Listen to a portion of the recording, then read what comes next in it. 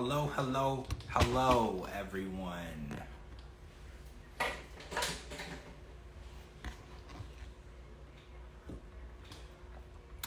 How is everyone doing?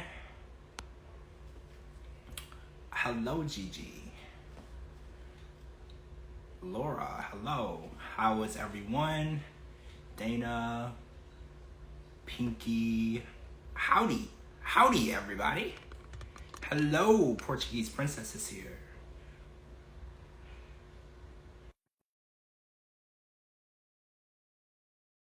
I see DeeDee.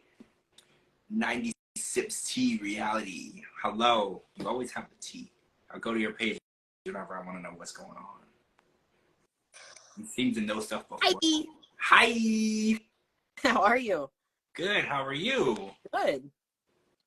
There she is. Hi. Hi. How's everybody doing? Good. So today when I woke up, the power was out. It's like it was 93 degrees. So that just kind of gives you an idea of the type of day that I had. It was only out for like an hour and a half, but it wasn't the type of day that I wanted to have. So if it makes you feel better, my air conditioner never got turned on in my office, which is where I'm at now.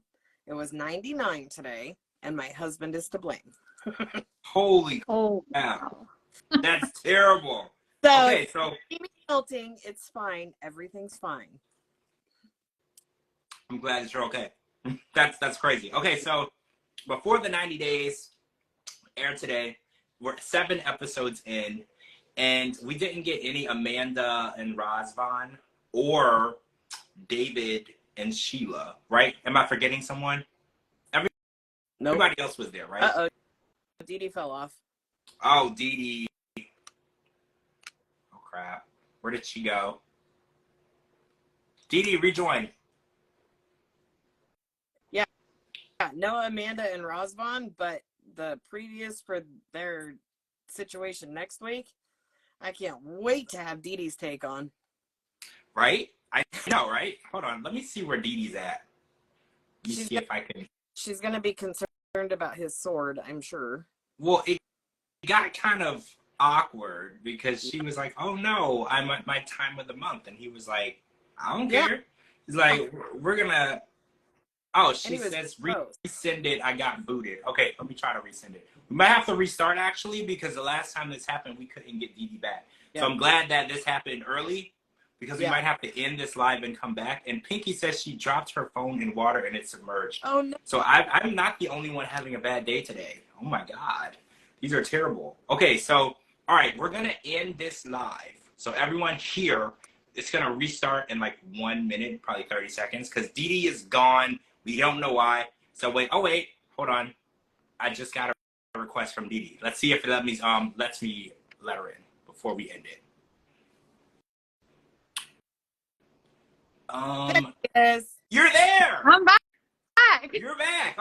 Okay, we were just about to end it. Okay, so good. Everybody's here. We don't have to end it. Guys, I'm telling you, we got some crazy weather going on. I'm sorry. I'm sorry. It seems like today is everybody's like crap day, right? I feel like everyone's going through that. So we were just talking about Amanda and Razvan because we didn't get them this week, or we're gonna get them next week. Did you see the preview for that, DeeDee? Because we were thinking about you. Yeah. And we know that there's a lot of TMI information. I can explain, DeeDee. I think she knows what's going on with the sword. There was no donuts or bananas, but there's the sword. And Razvan said that. I understood that. So well, I've always heard that real men don't mind that. Let's not get weird. Like, you know what? Let's not even get into this conversation is taking a turn that we shouldn't be taking. Yeah. You know what? That I caught myself before I said it, and I was like, you know what? This conversation is taking a turn in a direction that we shouldn't be going. So let's let that wait until next week. We're gonna get weird next week, obviously. But let's stick to the Catholic conversation, right? Because we got we gotta have the PG. We gotta have the PG version this week. The Misha and Nicola version of the conversation, right? Let's stick to the Catholic version. Okay, so I have some some thoughts on this, because I always said since the beginning that Misha and Nicola have nothing in common except they're both Catholic. And I'm sticking by that. And I think that Nicola has a very interesting outlook on what a Catholic person is supposed to look like and what they're supposed to do and what they're not supposed to do. And I think that it's going to cause issues because Misha is a new found Catholic, right? So she has things that she's done. She has places that she enjoys to go. Like, she likes to club, she likes to dance, she likes to do normal stuff. Like, I'm not, and he called the district where bars and clubs were hell. Yeah. And I was like, that is really ridiculous. So going, because he's like, oh, there's nothing wrong with drinking alcohol, but he calls a bar hell. Like, it's such a sin. And he referred to problem being in the bar himself. Well, no, he seemed to have a really good time. And that's the whole thing. It's like the people who tell you not to do things are usually the people who love to do them themselves. They enjoy it. It's something that they love. That's the one thing I learned growing up in a religious cult. Everything that they told me I wasn't supposed to do, I caught the people doing. They just didn't want me to have a good time, right? They didn't want me to have a good time. That was wrong, but they could do it as long as nobody knew about it. So I feel like their relationship isn't going to go very far because they're going to, I think I called it on Twitter a judge off. Like, you know, when two really religious people, they kind of go into a judge off and they judge each other on their actions and they're kind of fighting with each other and who's the holier than thou is what I used to call it with my mom, because she's always, we have holier than thou conversations. She takes whatever I'm doing and she picks it apart and says, like, well, if you were a good Christian, you wouldn't do this and you wouldn't do that. And, you know, so I feel like that's their relationship. It's always going to be a who's holier than thou. And it's always going to be Nicola who's going to win because he's a 46-year-old virgin. Yeah. He took it to the point where he is a virgin at his age. That's how serious he takes his religion. And I feel like Misha is finally seeing now that the person that she thought she was interested in is a cold-hearted, judgmental, what's a nice way to say it?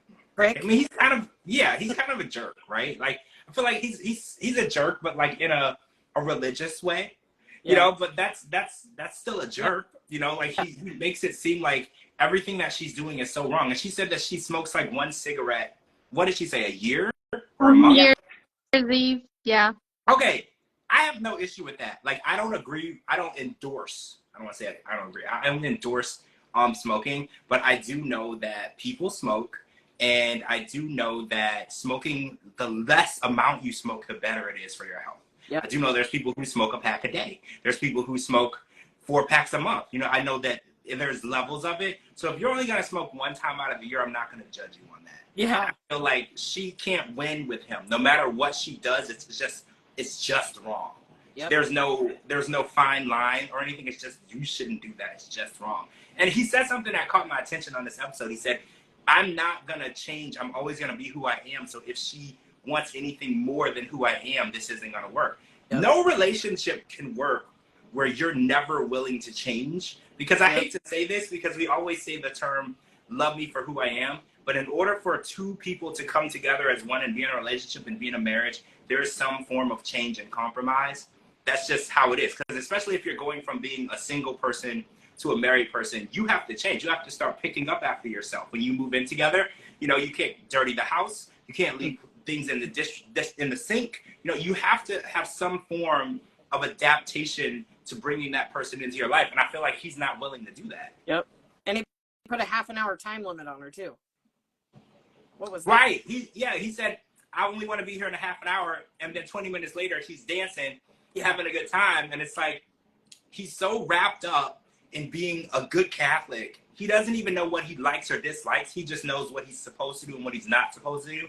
And he doesn't determine or decipher between those. It's like, well, you're not supposed to do that, so I don't like that. Even though he does like it, he enjoys it. It's something that they could have in common, that they could do together. And what's so wrong with going out dancing with the person you love? You're not going out and doing anything wrong. You're not cheating. You're not being promiscuous. You're out with the person that you love. What's so wrong with doing that? The amount of double standards this season has blown my mind.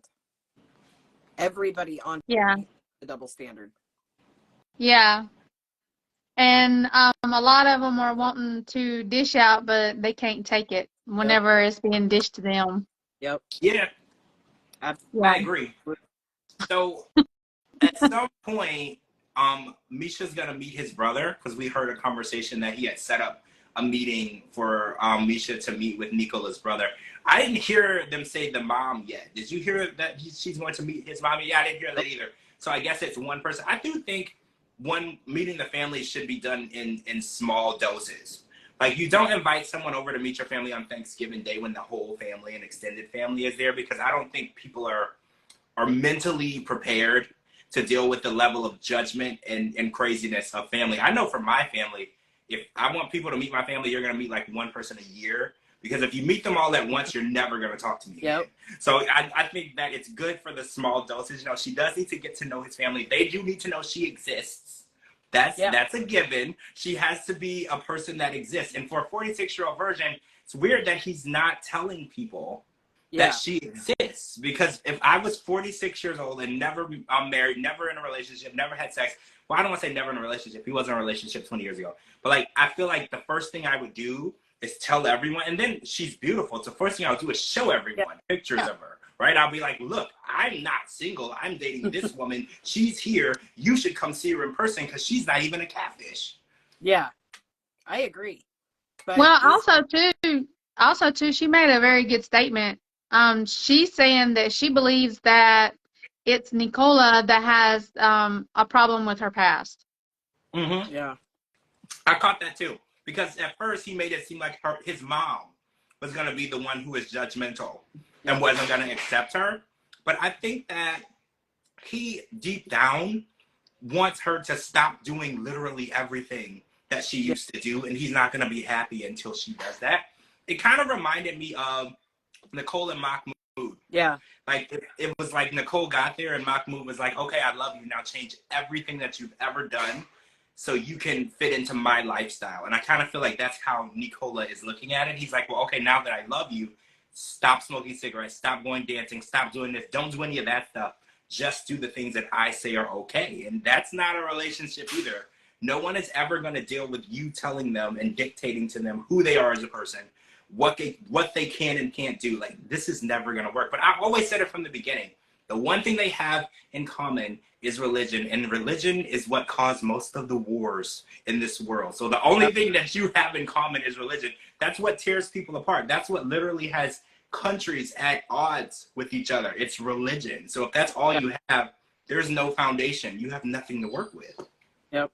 I did enjoy the hell out of watching him try to block the car windows while she changed her clothes. That was great. He was really bothered by that. Yeah. He don't want anyone to see her. And I was like, it's not that serious. Like, have you ever been to the beach? Because at the beach, when I go to the beach, there's always people like dressing just randomly everywhere. And I'm just like, guys, there's like bathrooms. There's like places where you can go. People just get dressed everywhere.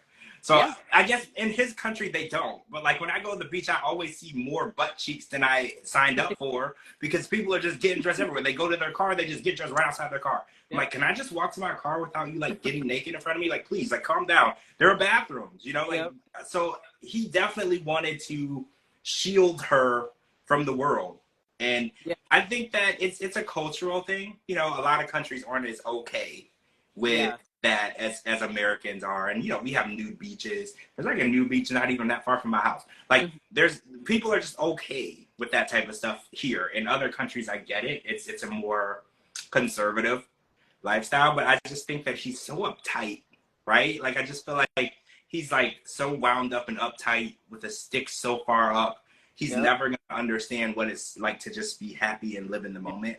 I kind of feel like he got a taste of it at the nightclub when he was dancing. That was like the most un-uptight I saw him, because he's usually so wound up and so uptight. So I was like, well, maybe she's going to loosen him up a little bit. Yeah. You know, because I feel like at first I was like, she's going to change. She's going to have to change for him, but maybe she can get the chance to loosen him up a little bit.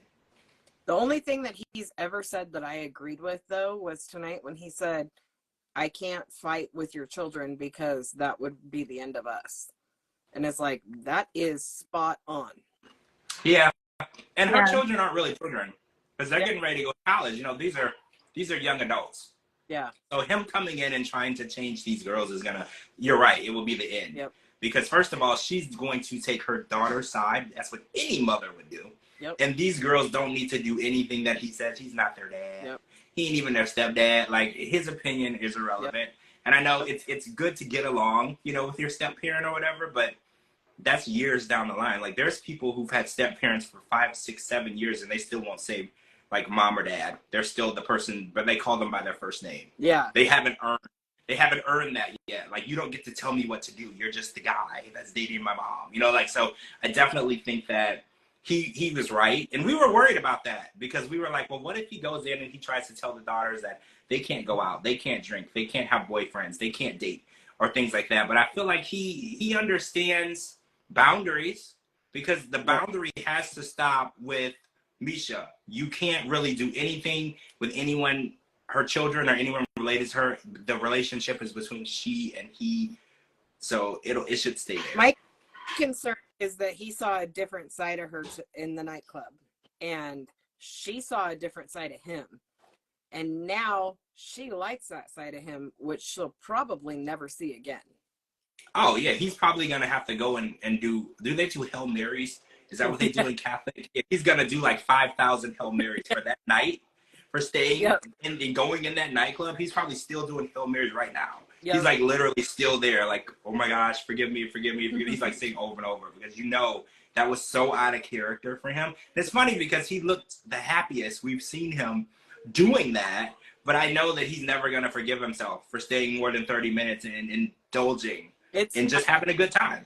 It's fine. They drank, they had sex, and then they had a cigarette. They do penance.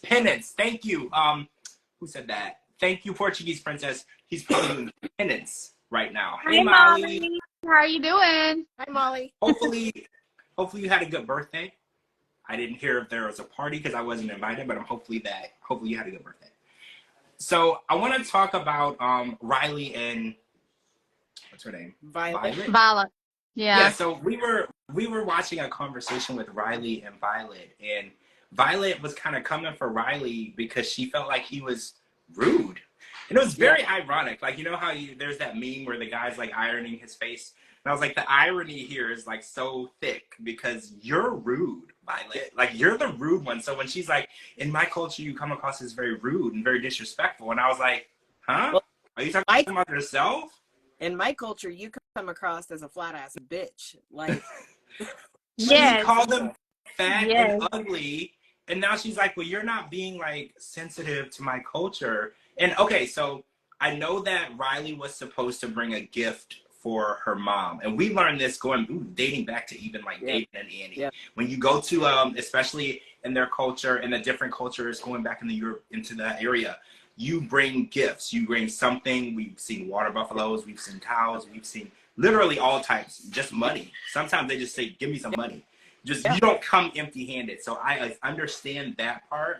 But a lot of people are feeling that she's ignoring the fact that she's not being respectful to him. She wants him to adapt to her culture. Yeah. And then she doesn't want to learn anything about his culture because he's like, well, when are you going to learn about my culture and how the things that you do and say make me feel? Because she's like, well, you're here. You should learn more about my culture. And I feel like they haven't. She's been taking him to different educational places. Yeah. Like, I feel like it's a field trip. I feel like he's on like the 8th grade field trip. Every time they go out, it's like a different educational place. Why? Because she can't take him around her husband. That's why. I mean, I do think it's weird that he hasn't been able to go to where she physically lives. Because you know that house that they went to with her daughters and her mom was not where she's living.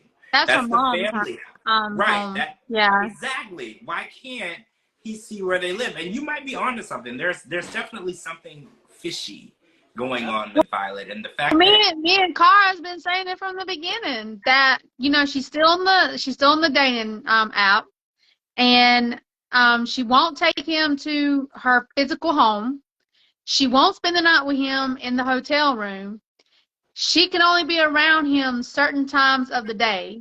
So, I mean, put 2 and 2 together. She's still married. She's got her little she's got her husband at the house waiting on her. Yep. Well, that was the main issue. He wanted to know the status of her divorce, and that was the one thing she wasn't honest about. She didn't tell him what was going on. every time he brings up any type of question or anything that he wants to have conversation-wise about her actions, she's like, we shouldn't be talking about that, or I don't want to talk about that. That's super weird and fishy to me, because it's peculiar, because in order to build a relationship, he's only there for a short amount of time. In order to know if you want to get married, you want to move forward, first of all, you want to know that they're not married to someone else. I mean, that's a given. But you want to actually have serious conversations with each other and be able to determine if the things that you were told are true. Because this is the time that he gets to put her words to the test. Like, the things that she said about herself, he gets to verify in person. And I feel like she's going out of her way to make sure he can't verify any information to her. Like, at all. Like, nothing, any question that he has, she shoots him down. Like, well, we shouldn't talk about that. We should only talk about happy thoughts or happy things or good things. No, relationships are the strongest when you're going through a tough time. Yeah. Because if you're not strong in a relationship, the tough time will be the end of that relationship. And every time he tries to go through and have a tough conversation, she's like, oh, well, I don't want to talk about that. I don't want to deal with that. That's just, we should just forget about the past. And it's like, how can you forget about the past when you still don't know what the past is? Yeah. It would be easier to forget if you actually knew what it was. Yeah. I think he wouldn't really be hounding her if she would just answer the questions. You know, when you start dating someone and they have all of these secrets and they're flat out lying to you in your face, that makes you want to dig even more. If she would just answer the questions and answer them honestly, I think he would leave it alone. Yeah. He only wants to know what's going on, and I don't think that's asking a lot. I think he said he flew 30-something hours. Yeah. You just want to know that you didn't do this for nothing. You want to know that the person that you are coming to see is the person that they say they are. He's not would have asking. been so much cheaper if he would have just hired the private investigator before he left, found out all the shit, and backed out. Then she'd be messaging his dad all night. It's fine. Oh, and whenever they got to talking about that, she got mad because he brought it to her attention that he knows that she was saying some awful things about him, and she shut it down really quick. Really quick. So how can she do that? Why does she keep doing that if he's asking you a question? Because she knows that she just got caught in a lie. So she's got to shut it down real quick and try to play the victim. Yep. Thank you, Shelly 1141 for the badge. Yeah, she definitely is not giving him the opportunity to get to know her, which I thought was this whole trip. And it's like, he wants to give her the benefit of a doubt, but at this point, it's all doubt. There's no benefit in there. It's all doubt. It's like, I doubt everything you're telling me because I can't verify it. And then when I try to get answers from you, you don't want to give me any information. And it's like, Tiffany was the one that we met in the beginning in Riley's first episode. And she was the one who was like, I know you're not going to Vietnam to meet this woman after all the stuff that you told me. So she was the perfect person to have this conversation. But I'm going to say this. I don't like the fact that Riley needs answers and he feels like the only way to get them is through someone else. You can't marry somebody if you can't get information from them. Yep. This is never going to work. If you feel like you can ask them a question 100 times and never get an answer, there's no purpose of talking of marriage, because this isn't a relationship. Communication is important. So the fact that he needed to send someone else in to try to get information out of her shows that there is no relationship here. There's no foundation. There's nothing to build. If she can't be open and honest with you and have an actual conversation with you, go home. Yep. Get back on the plane, go home. And like you said, this all could have been saved, time saved, trip saved, money saved by having that private investigator pull it up, because you know how fast they pull up things. Like, we were watching the Tyree scene and they're like, oh, I got a hit on this. I found out this. This is insane. And I know, Kara, you're like a mini private investigator, because I can give you like a very small amount of information and you come back with like a page worth of stuff. So it's like, this would have been like a 2-day deal, and Riley would have known everything that he needed to know. Oh, yeah. Not gotten on that. He would have just called me. I would have told him she's married. I mean, is she married, or did she get divorced? But no, still, she's still married. Wait. Hear me out. Did she get divorced, but she's still seeing him, because in order for this to work, she had to be divorced? Because we have seen in the past Did you guys watch Seeking Sister Wife?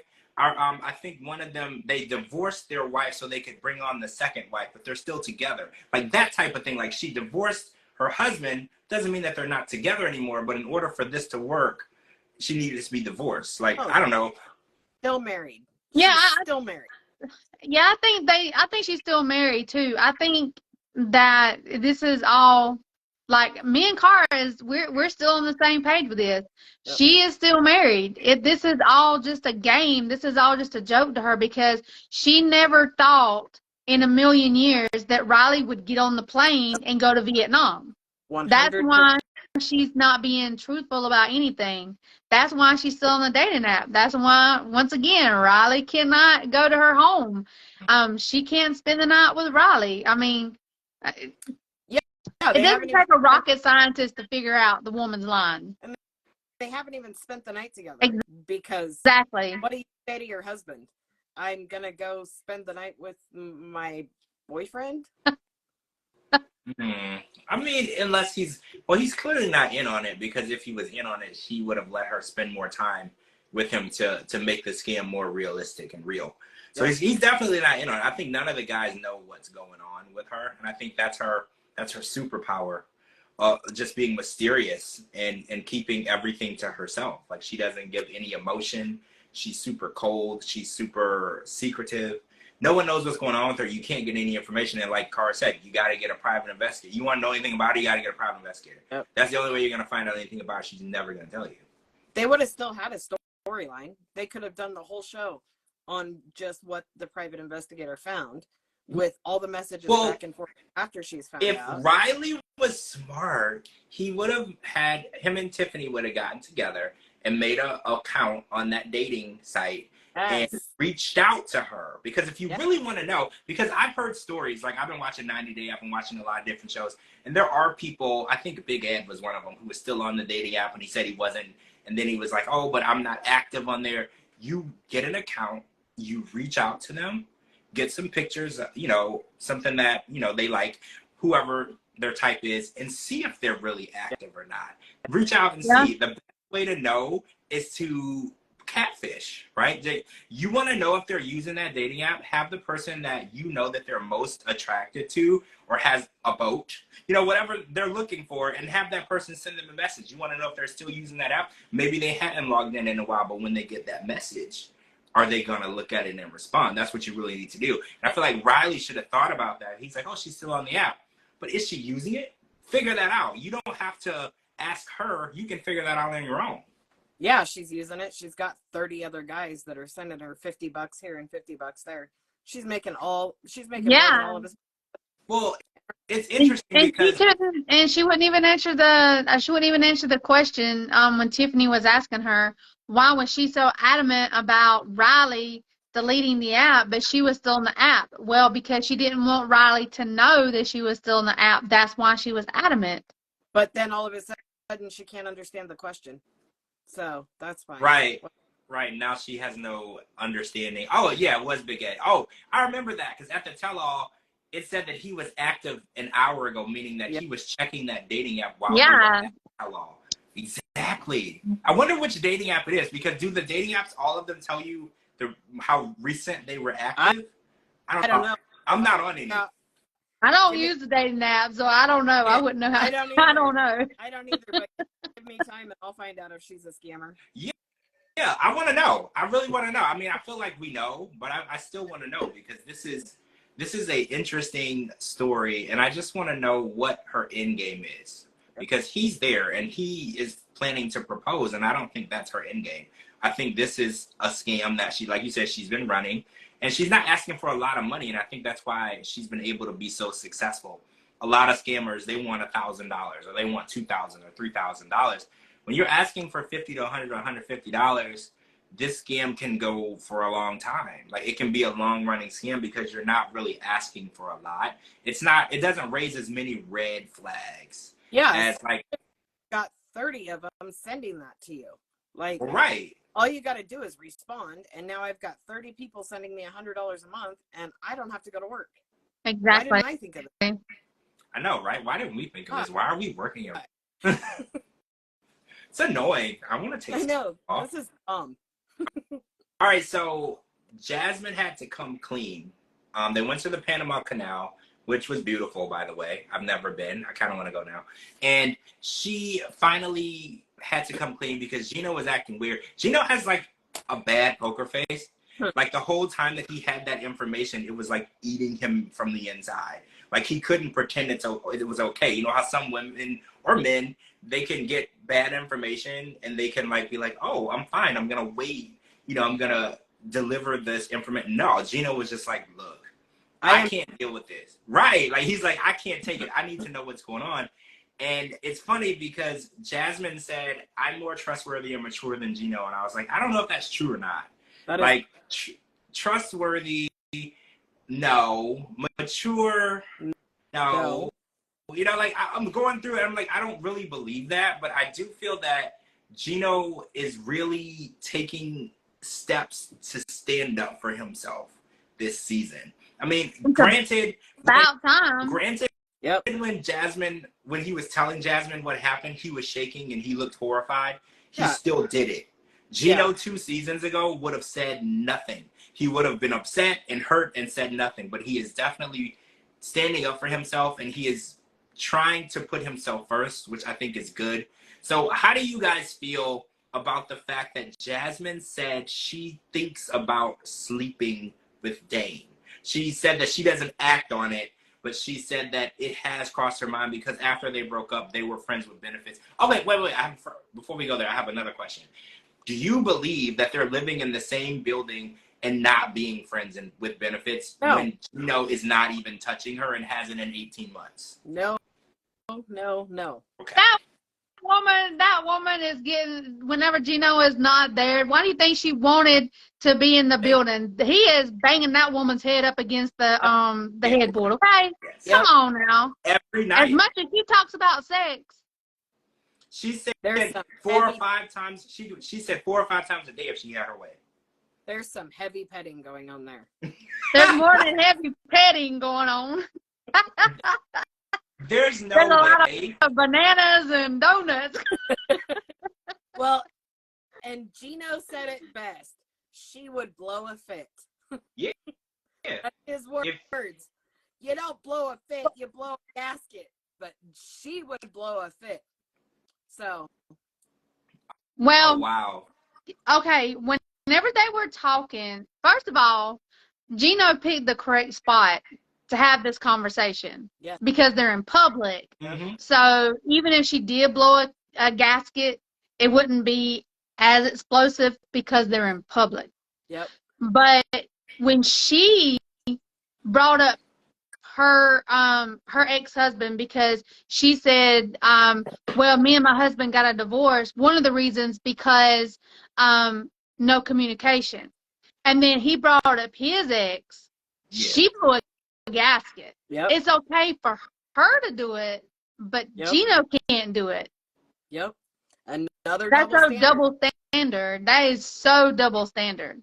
Yep. Did you also notice that she's very dominant in a conversation, but when Gino confronted her, she got really nervous. She started scratching her head. She started looking the other way. She was stuttering. And I was like, those are the signs of a guilty person.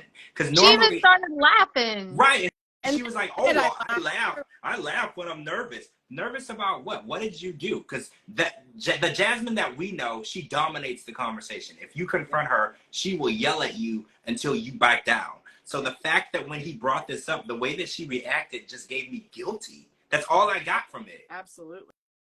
Me too. She's so guilty. I'm just glad Gino got a backbone and stood up to her.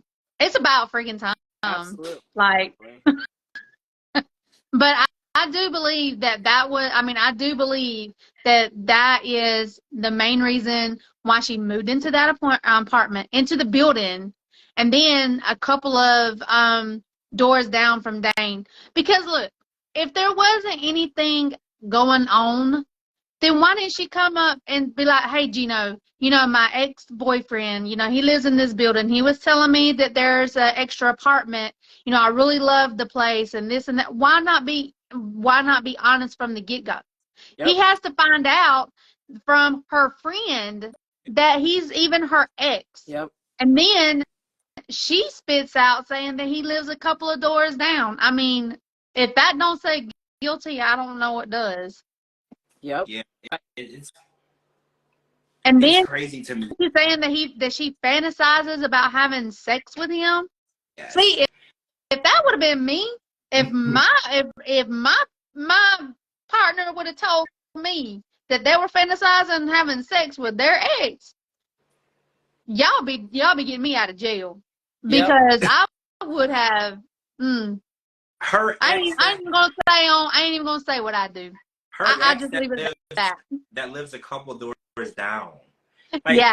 I don't know. Like, for me, if someone said that to me, but their ex lives like 4 or 5 states away, that's not as detrimental to me, because I was like, well, I know that you weren't on a plane in the last week, so I know you're not doing that. But if they live like 2 or 3 doors down, and then I live like 15, 20 hours away on a plane, that's not going to work for me at all. And I mean, I'm not going to sit here and say that humans don't fantasize about things that they shouldn't. Right. You know, just because you're married doesn't mean that your sexual fantasies are turned off. But I don't want to sit here and be like, well, once they're engaged or they're married, they never think about. No, that's not the thing. But when you're thinking about a person and then you're actively making plans to be close to this person, move close to this person, you're talking to this person behind your fiance's back. Literally, she's having like, having lunch once a week with this person. She had just had coffee, she said, 2 days before Gino got there. And I mean, come on. And then send him on a vacation because Gino's coming. Because you don't want him and Gino to run up with each other. That is definitely a cover-up. When she said that he happened to be out of town the entire time that Gino was going to be there, I was like, that's interesting. What are the odds? Because you took him to meet your girlfriends. If he's just your friend, what's the difference? He should have been at that meeting too. Why would you make sure he's out of town when Gino's going to be out? Like, that's really interesting, because like somebody said in here earlier, they're like, there's nothing to be, Portuguese princess, there's nothing to be nervous about if nothing is going on. And her reaction, that was the most nervous I've seen Jasmine. Jasmine is very sure in a conversation. She's dominant, she's loud, she yells, she gets her point across very easily. This is the only time I've seen Jasmine unsure of herself and how to react. She literally, she literally didn't know. So guilty. She is guilty. Guilty. She didn't even know how to answer the questions. But also, she straightforward said, sex with Jane was great. It was amazing. If Gino said, sex with my ex was great, it was amazing, oh Lord, shit would have hit the fan. Right?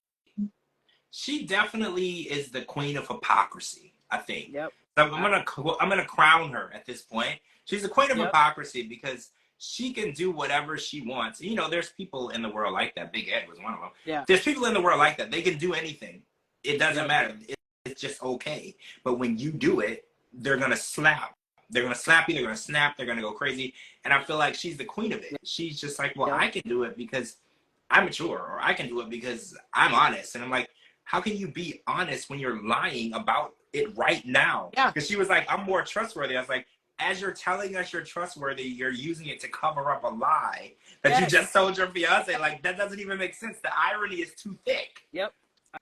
I agree. You know when the production calls you a hypocrite, they got some beef on you. Yeah, so don't even argue with them. You know what I'm saying? Yeah. And we're only seeing, we only see like a couple of minutes a week, but they're with them from start to finish. So if production comes up and calls you a hypocrite, girl, you lying. Well, you are lying. They've been following her around when Gina wasn't there. So they know what's going on.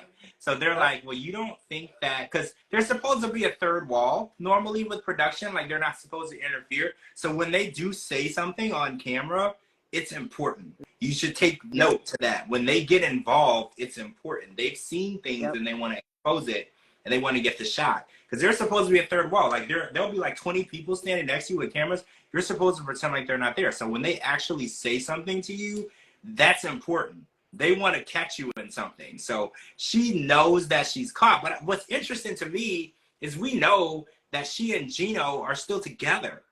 So it's like really interesting to me that Gino got this information and didn't do anything with it. Because if I found out after all of this talk about a will, refusing to sign a prenup, that this person is potentially, probably, I don't even want to say potentially, cheating on me, even had me purchase a place for her to live so she could be closer to the person she's cheating on me with. Yeah. Why would you stay together?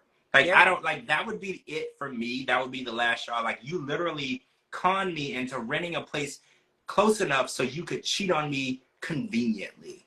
Yeah. Right? Like, you used me to make your cheating on me more convenient for you. So like, we're not getting married. Like, this is over. I don't understand. I think Gino has a bomb fixing to drop on her. I really do, because she has been so. What's a nice word for me to say? Mean. She's been so mean to him. You know what I'm saying? Yeah. And then to do what she's doing to him now. I mean, how long? I mean, we don't even know how long she was cheating on him. We all know she was cheating. I mean, it's already come out that, you know, that's why they break up, because she's honest. She finally tells him that, you know, she cheated. Okay, well, we don't know how long she did that. We don't know what happened behind the closed doors when the cameras were off. We don't know. You know what I'm saying? So I think he may have a little bomb that he's going to drop on her. Is what I'm thinking. I could be wrong, but. Well, I was thinking that the prenup is going to have to come back up, right? Do you feel like that? Because when he said that his trust for her was dwindling away, I was like, well, now the prenup is a conversation you got to bring back up, because if you don't, because the whole purpose of the prenup is you don't trust the person, you don't trust their intentions. Now you have proof that her intentions are negative.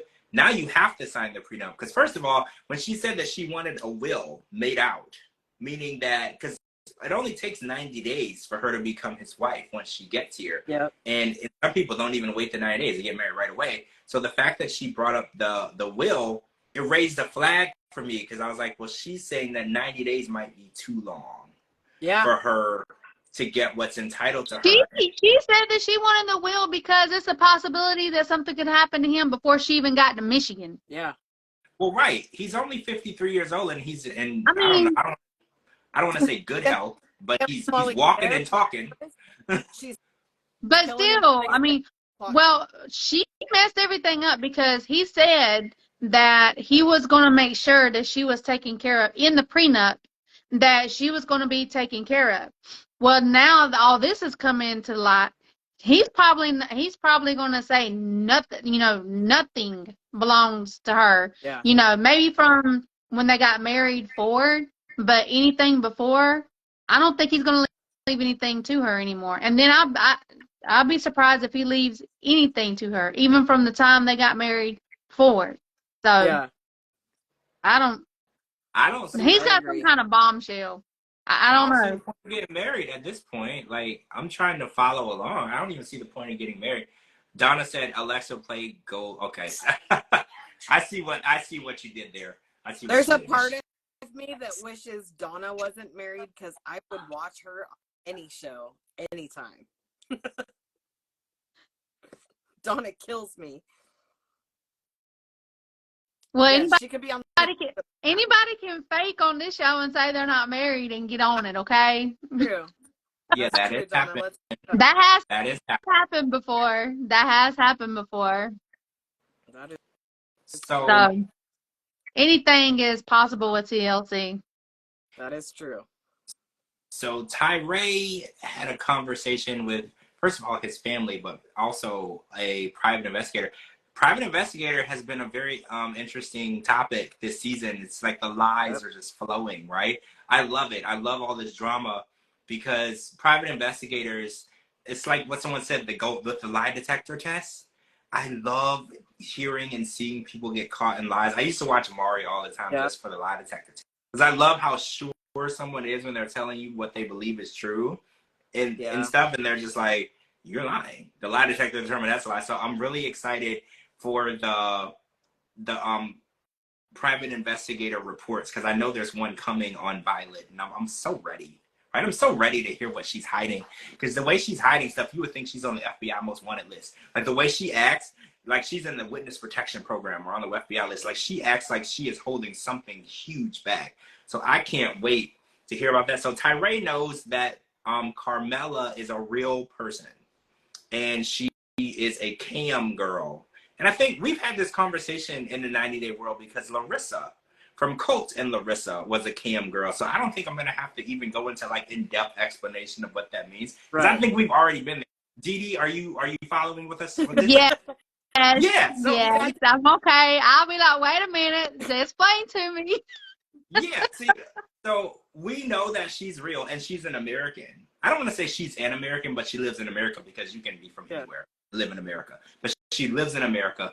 He reached out to the real Carmela and didn't get a response. And that's probably because there wasn't a payment attached to it. Yep. But he is still holding on to hope that there's different scenarios. He's Is still that, I think holding on to hope that it's just her husband or boyfriend trying to break them up.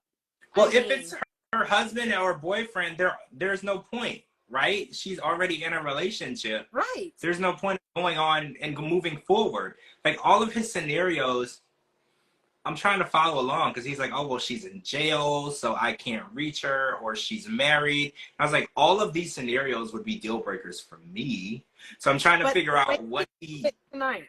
He said, I'm still hoping that it's just her husband or her boyfriend trying to break us up. Like, I would never go into a relationship and be like, gosh, I hope that's his wife or girlfriend trying to break us up. Right? What? How is that hope? How is that hope? If she's already married or in a relationship, and she's clearly chose the other person over you because they've ended all communication with you. Yeah. They've clearly chosen, they made their choice, and it's not you. Yep. How is that hope? Yep. But at this point, I just feel like we're watching an extended episode of Catfish. Yeah. This is just a crossover, right? I feel like this is just a crossover episode. Yep. Yeah, like, I mean, I like Tyree. You know, he is really sweet. You know what I'm saying? He wants to be loved. Yep. You know, who doesn't want to be loved? Mm-hmm. But tonight, I just wanted to reach through the screen and just knock the shiznit out of him. Like, dude, wake up. You know what I'm saying? Like, I'm so over it at this point, because what else do you need for you to understand this is not a real person? I mean, it's a real person, but not who you think it is. You have been catfished. And whenever he was talking to his mom and his sister, he said, just because they kept telling him that they loved him, well, Tyree, you're getting catfished. They're going to tell you what you want to hear for you to keep sending them dollars over there. Yeah. Yep. Absolutely. I just want him to accept it and move on. I want to crown Tyree too on this episode the king of denial. Yes. Are we good? Yes. Denial? Okay. Yes. So yeah, we're giving out crowns tonight. Yep. This is like what's the awards where they give out crowns? Miss Universe. We're giving out crowns tonight.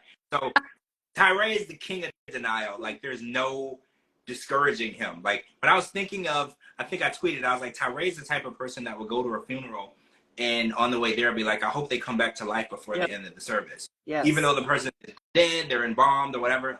That's how he's very hopeful, which is it's a good character trait. Don't get me wrong. Seeing the bright side is a good thing, but I think he takes it to the point where he ignores reality. Yeah. And he ignores the truth and understanding. And sometimes I scratch my head and wonder if all the screws are tightened.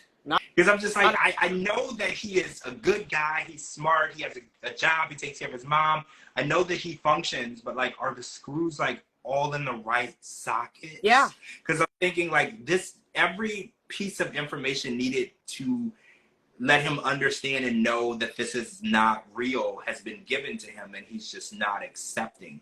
But a lot of people say this happens in real life too. Like when one party files for divorce, the other one's like, well, I'm not signing them.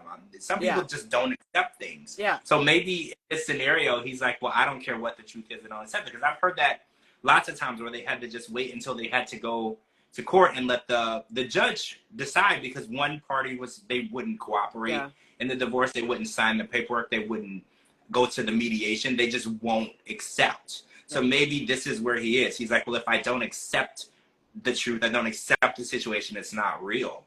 And I was hoping that there was like a video from the real Carmela, and she just said, because he did hear her voice, but that meant nothing to him because he had never heard it before. Because the PI was like, does this sound familiar? And he's like, well, I've never actually heard it, so that doesn't help me. Because I was hoping there was a video or a FaceTime call where the girl was like, look, I live in California, wherever she lives, this is what I do for work, I don't know you. And everything was there. The PI was like, the PayPal account linked to this adult site is not the same PayPal account that you've been sending money. Like, all of the information is there. I just don't understand what it's going to take for him to accept it. Well, I'm so sad. We already know that he's going back to Barbados, and somebody shows up. We just don't know who it is. I just hope it's Christian. It's got to be Christian. It has to be. I just want. That's what I don't understand. It's confirmed that this guy has admitted that he's been catfishing him. He's admitted that his name is Christian. He has admitted all of this. So I don't understand how somebody can be like, gosh, I hope that's just her husband and everything's going to be fine. That none of that is fine. And it breaks my heart. I hope he finds what he's looking for, but he's looking down the wrong alley. Yeah. He's to the point of gullible that I'm scared for him in the real world. Like, out there with the real, because there's scammers out here. There are people that have horrible intentions. There are people who use people, take advantage of people. Like, he's gullible to the point I'm scared for him to be out in the real world without supervision. Like, I want someone that, like, you know, when people say don't let your grandparents on the internet, so that's how they get scammed. You know, there's like they're like, don't let your grandma on the internet, let you watch it. I feel like, don't let Tyree on the internet unless somebody's watching him, because I'm worried. I'm worried because he believes everything. Whatever anyone tells him, even when there's contradictory information, he still goes with what sounds good for him. And it's just, I'm worried about him, and I want him to just move on. Like, and I know it's hard for him because 4 years is a long time, but at the same time, you never talked on the phone, you never FaceTime. That wasn't even real. Like, for me, 4 years of talking to a Snapchat, I just have so many questions on that. Like, I need to know that you're a real person, like, within the first couple weeks. Like, because in actuality, there's AI chatbots now that will have a whole conversation with you. So, like, at this point in 2023, you could be talking to an AI chatbot for 4 years and never know, because you've never seen them in person and they've never spoken to you on the phone, but you could be talking to something that isn't even alive. I need to know within the first couple of hours that you're a real person, or I'm done.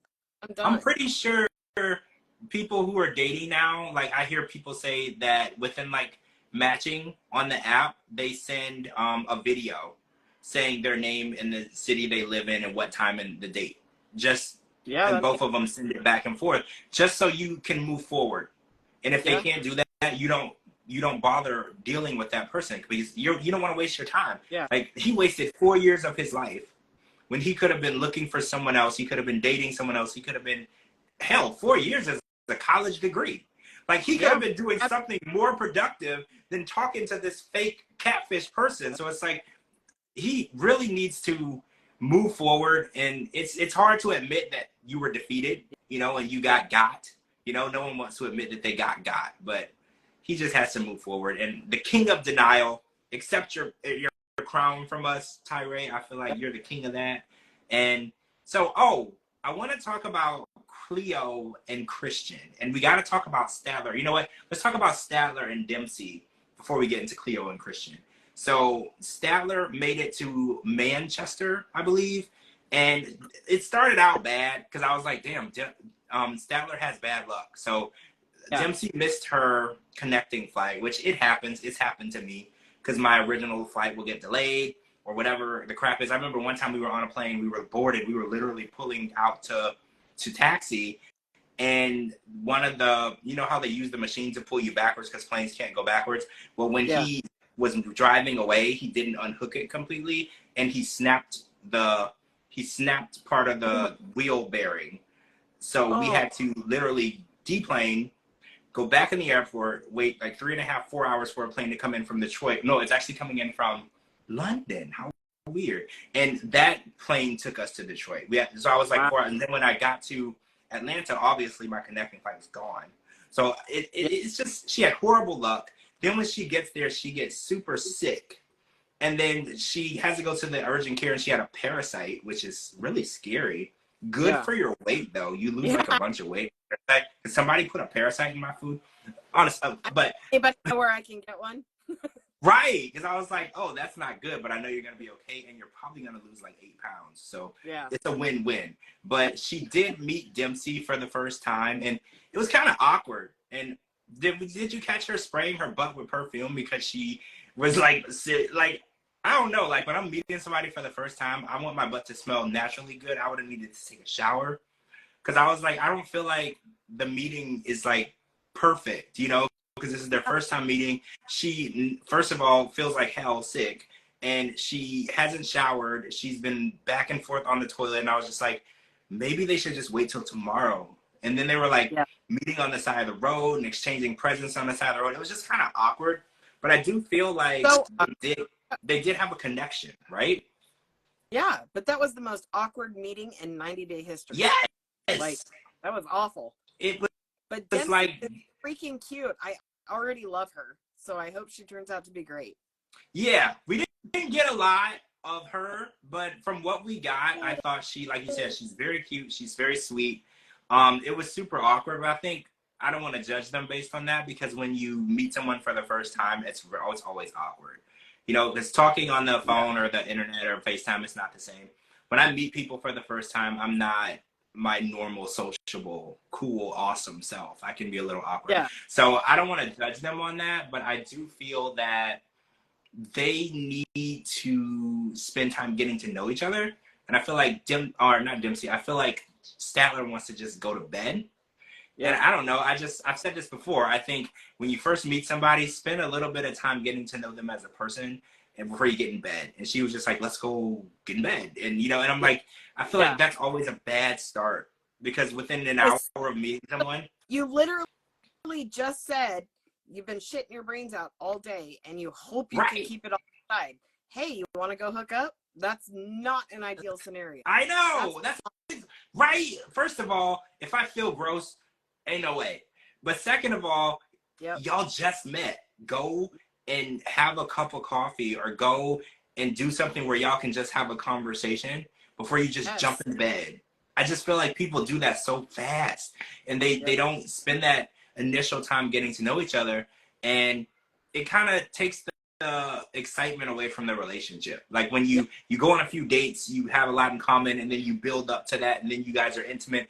It builds up the relationship. But then when you do it an hour or two after you meet, like, what are you building up to? You know, like, I feel like it's, I'm not like a prude. I don't want to come off as like a prude or anything, but like, I do feel like people rush that part of the relationship when they should just fill each other out, you know, and see how they vibe with each other and see what they have in common, and build a rapport so you don't feel like a stranger. So why do you want to jump into bed with a stranger, you know? Well, you know, that I was surprised that she was as quiet as she was. Yeah. Whenever they met, I was like, that is so awkward. That is so weird. Like, she's talking about how she wants to be all over her and all this, and they were just standing there laughing and giggling like two little girls. And then when they were standing there talking to the producer, she was like, "Oh, I ain't even looked at your butt yet. I need to look at your butt." And then she was like, "You got a sexy butt." I mean, come on. Seriously? Yeah. I can't. I was like, that Yeah, just really disappointed me how they were acting. I mean, and then exactly, he kept talking about wanting to go stay in her room and go stay in her bed and all this other stuff, like you just said, George. I mean, that is such a turnoff. I mean, if I'm just meeting you for the first time, and that's all you talk about is wanting to go straight to the bed, well, you can go to that bed by yourself. I'm going back home. Yeah. I feel like Since one's been sick all freaking day and all night, and the other one's just flown hours and then rode on a 3-hour train. Like, yuck. All of that is yuck. All of it. Everybody should go to their own room and take a shower and sleep that night and then spend the next day together, right? Yes. Like, all of it. I don't want to be like Captain Prude, but like everybody go home to your own rooms and take a shower. Then reconvene in the morning, right? Like that's too much for me. Take a shower, right, brush your teeth, do all kind of stuff, because I've already been traumatized off of one couple. So I can't. You take a shower, brush your teeth, get some sleep, relax, chill. Don't just jump in the bed after you done ate.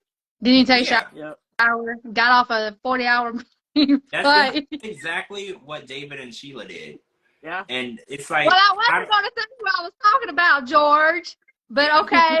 Exactly what they did. It's like, how do people go about doing that? Like, I need to feel clean. Like, traveling is like the last thing that makes me feel comfortable about myself. Like, traveling is just so gross. You only get one chance to make a first impression. So, yeah, you want that first impression? Exactly. Like, I stink. Right. This is all here I am. You kind of stunk. Like, yeah, when we first got together, I remember you stank and you weren't like, no, that's not what I want at all. That's like my worst nightmare. Oh, Donna said, keep your leaky butt to yourself. Oh my gosh. All right, so Cleo and Christian. So Christian wakes up the next day. So remember, he kind of went to sleep. I was trying not to fault him, though, because a 12 or 13-hour flight can be tiring. But we learned on this episode that he probably was drunk hitting on 21-year-olds in the back of the plane. So maybe he wasn't tired from traveling. Maybe he was tired from just being, I don't know. Do you guys get like a creepy vibe from Christian? Yes. Yeah, I was thinking that too. Yes.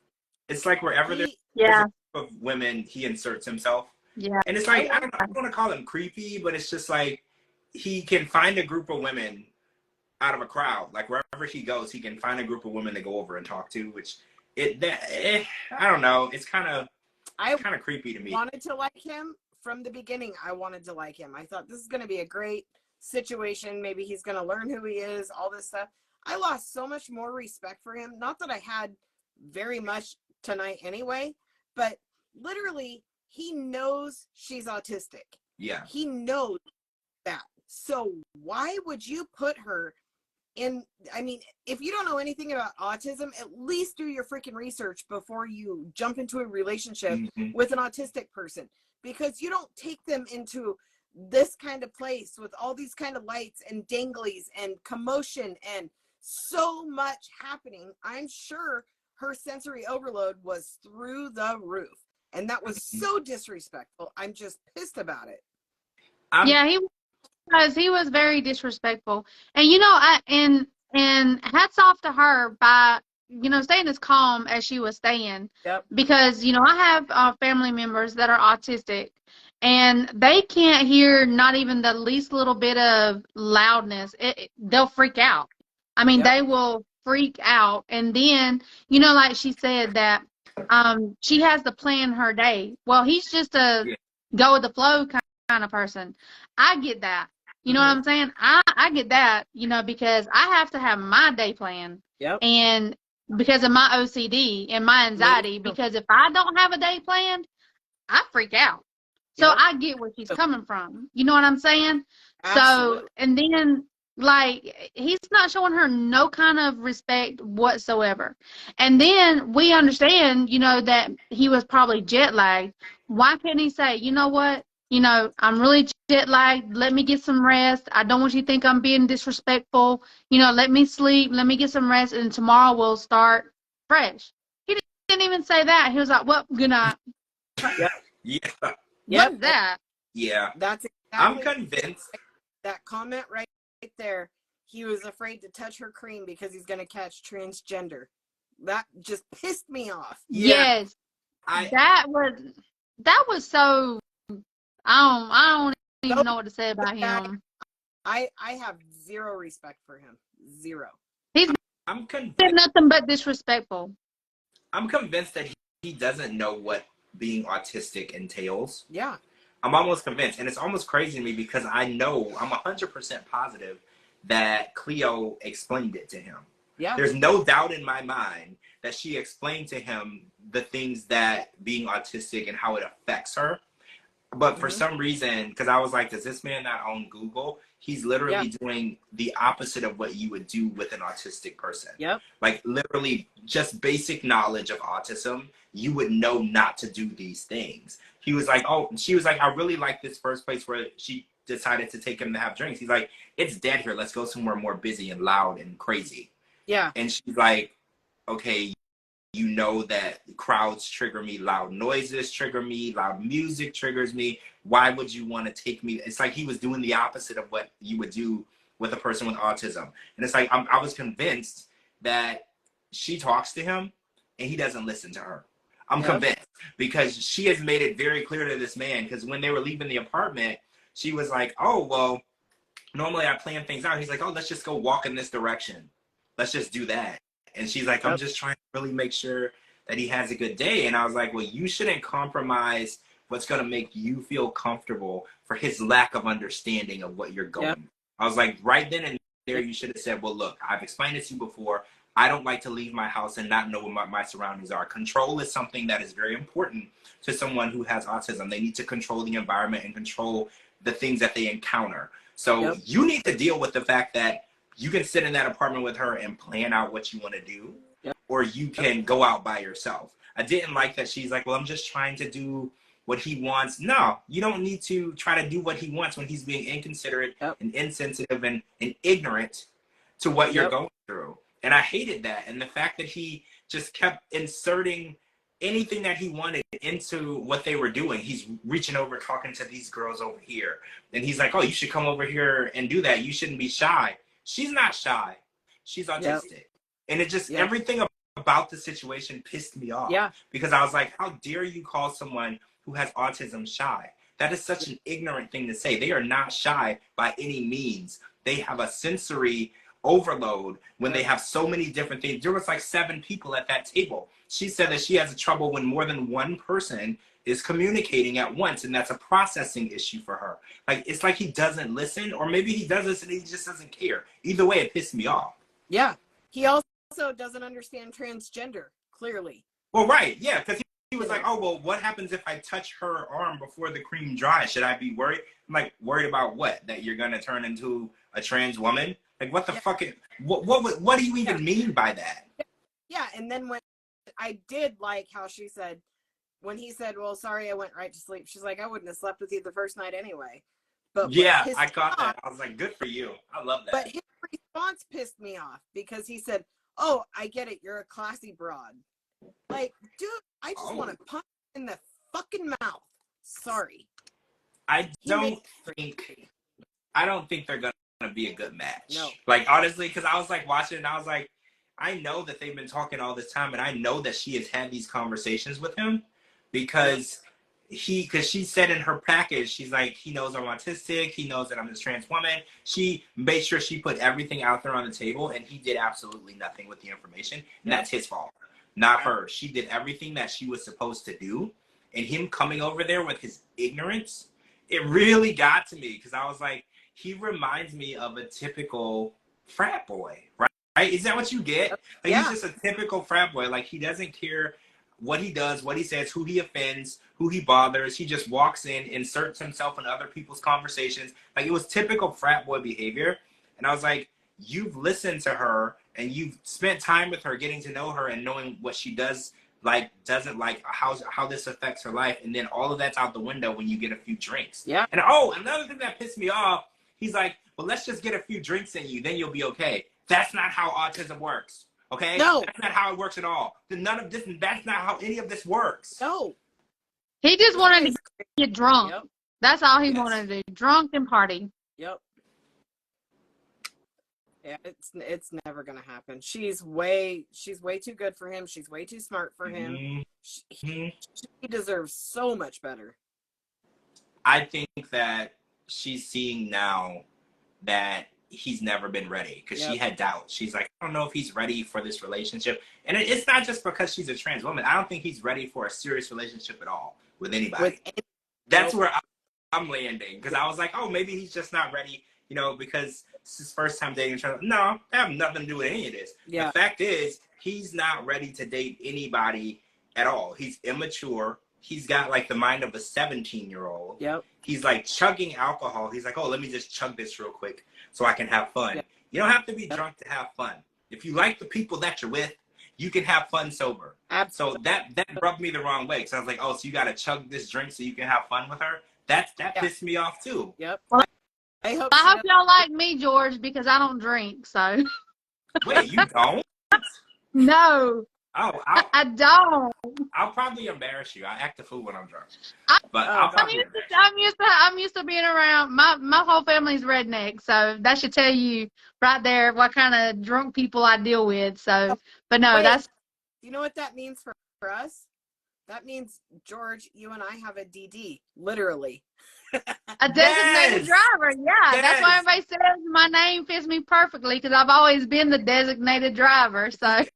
That's good. That's good. We don't have to spend like $150 on an Uber every time.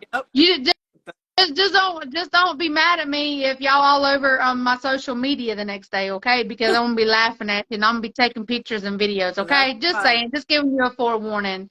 But in all seriousness, though, why does he want to get her drunk so bad? Like, so that I don't know. is he wanting to like do something to embarrass her? No. Or make her? No.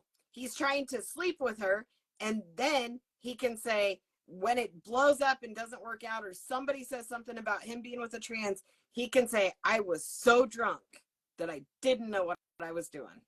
But she hasn't had the surgery yet. That's my point. He's trying to have sex with her, regardless of how it happens. And then when it bites him in the ass because everybody's coming after him, he can say, I only did it because I was drunk, because he's that much of a piece of shit. See, I don't like that at all. All I picked up from the guy, he's like, I'm going to use this as an excuse. The faster I can get drunk, the faster I can do this, and the faster I can say it was the alcohol. Yeah. That's sad. That is really sad. That's my. I mean, if you're going to be with somebody, whether, you know, no matter what they are, you know, no matter what they are, if you're going to be with them, you need to be with them because you truly want to be with them, no matter what. You know what I'm saying? I feel like this is an experiment for him. Like, he's like, I'm going to try this out. Because he said in his package, he's like, he made out with a guy in college. So this has been something in the back of his head, right? So this is something he's going to try out. And unfortunately, this isn't something that Cleo is trying out. This is who she is. Her life. This is her absolute true identity. And he doesn't respect the fact that this is who she is for the rest of her life. She's not going to wake up one day and decide this isn't who she is. This is who she is. He wants the opportunity to try it. See how it's like a test drive. He's at the car lot and he sees a nice shiny car. He's like, well, I'm going to test it out. If I like it, I'll buy it. And if not, I'll leave it here. That's exactly how he feels. I honestly believe that. That is. Yep, I agree. I don't care if you're a man, woman, transgender, what you are. You should never, ever, ever do anything like that to anybody. You know what I'm saying? That is lower than low. He's disgusting. And I mean that's the kind of vibe I'm getting. He's wanting to do something to her to like really pretty much destroy her.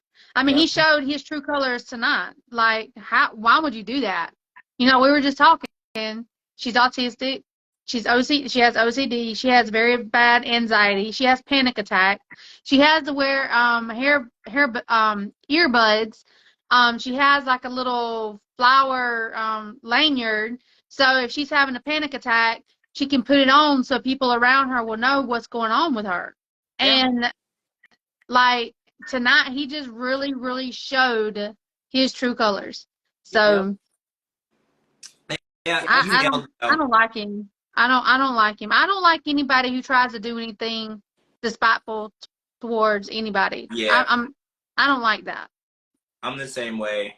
Deceitful, underhanded stuff. I don't like it.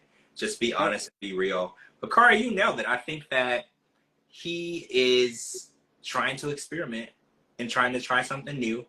But there's feelings involved, you know, like if he wanted to do this, go on a dating app and hook up with somebody. Yeah, you know, don't play with this woman's feelings the way that he did. I hate that he's doing that to her, and how he disregards everything about her feelings.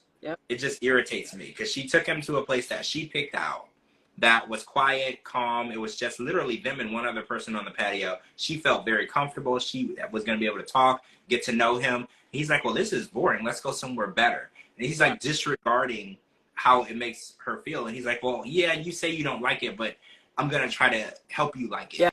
This isn't like eating fish. Okay. You know, when somebody's like, oh, I don't like fish. I'm like, oh, well, I'm going to cook it a certain way. And you might like, this isn't fish. Okay. This is autism. This isn't something that you can make better by, what do you call it?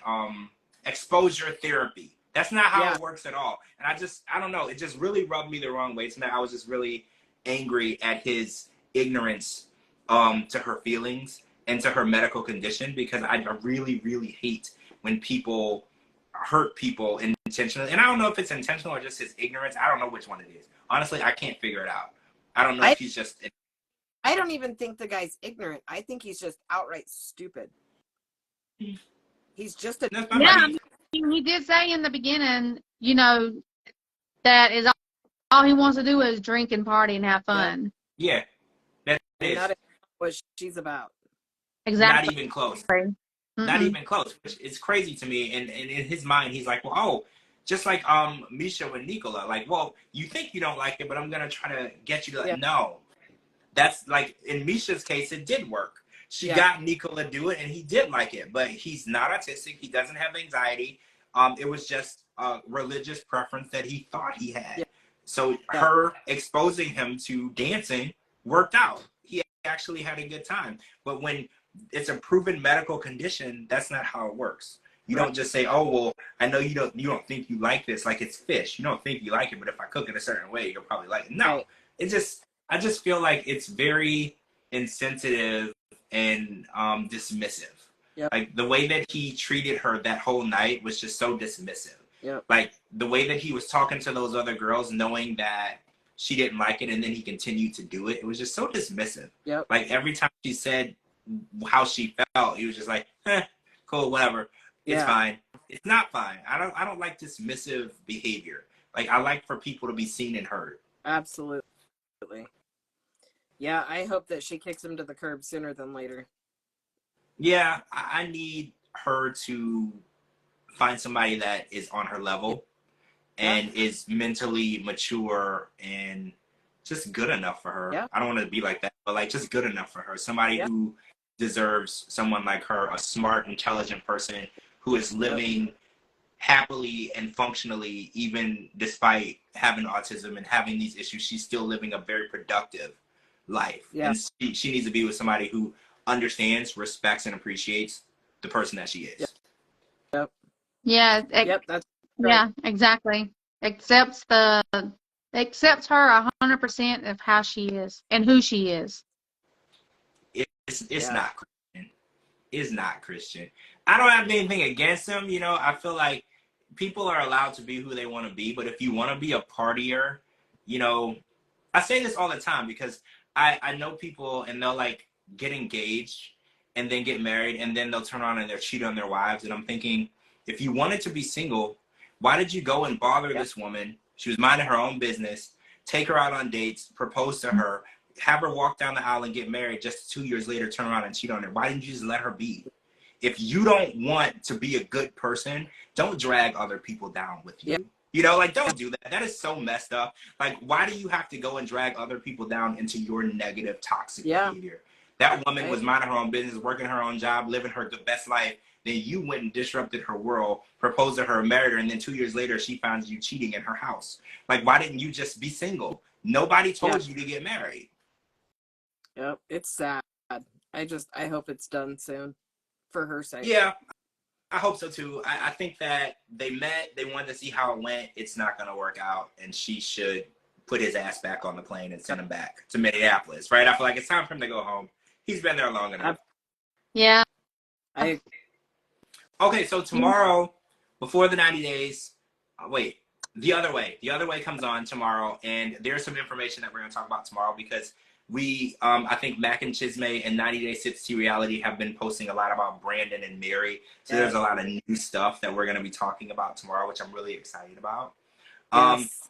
So, and a lot of it has been verified or whatever, which, and it's kind of going to be a spoiler. So for people who might not want a spoiler, we'll tell you right before we start talking about it in case you don't hear it. But it's very interesting. It's a thickened plot to the season. So I'm excited to talk about that. But this season of Before the 90 Days, we're on episode 7. I believe I was told there's 15 or 16 episodes. So we're not even halfway through. Yeah. So there's still so much. I know, right? There's a lot more drama that we're going to get. And I have some insider info. The tell-all for Before the 90 Days will be filmed this coming weekend. So if you happen to see any of the cast members traveling, they're going to the tell-all. So I can't wait though. I don't know what's gonna happen at the tell-all. I don't know who's gonna be there, but I just know that it'll be filmed this coming weekend. So if you're in the New York City area and you see any of the cast members, that's why they're there. And totally on the opposite side of the United States. I know, right? They've only done LA filmings like twice. It's always in NYC, which I hate, but all right. Well, I'm only 12 hours away from New York, so 12, 13 hours away, so I love that you said only. I know. I love that you said only. Look, you guys know that, you guys know not only I do this, but I have my other job, and I do the acting, and I do the modeling. So, I mean, I drive to California. I drive to Las Vegas. I drive anywhere I need to go. You know what I'm saying? I don't do airplanes. George, you know this. I don't do airplanes, okay? So, 12 hours to me is like, it's nothing. Well, I mean, because it takes me 4.5 days to get to California. I just looked. It's 2,814 miles, so 42 hours away from me. Jesus Christ. That's a long drive. Yeah, I only do airplanes. I don't like to drive at all. If I could like get in a helicopter and go to the Walmart down the road, I would do that, but it's too expensive. Yep. Like I don't. Look, if I can't get to you or wherever I'm trying to go, driving or on a ship, I'm not going. I'm not going. I can't get there by plane, not going. Well, we're very different because I can't swim, so I don't get on ships, but I get on planes like they're cars. So I will get on a plane and go anywhere. I ain't getting on no cruise ship because they're in the water and I can't swim. And I know that the ocean, more so the ocean. Like when I go to Disney, I'll ride the ferry, but like I can't get in the ocean. Like if I can see the land, I'm okay.